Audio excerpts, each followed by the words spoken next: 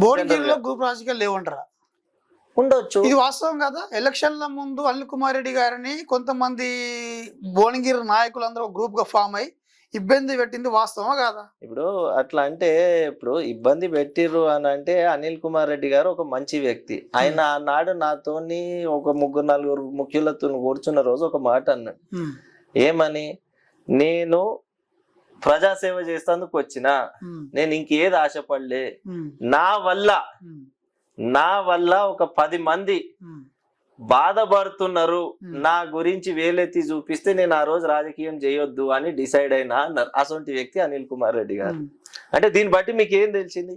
ఇప్పుడు ఒక రేసు, ఇప్పుడు జిల్లా గ్రంథాలయ చైర్మన్ ఉన్నా, జిల్లా గ్రంథాలయ చైర్మన్ నేను అడిగినప్పుడు ఇంకో 10 మంది ఆశావాహులు కూడా జిల్లా గ్రంథాలయ చైర్మన్ కి అడిగిరు కదా. జనరల్ గా అడిగినప్పుడు వర్తించేది ఒకరికి.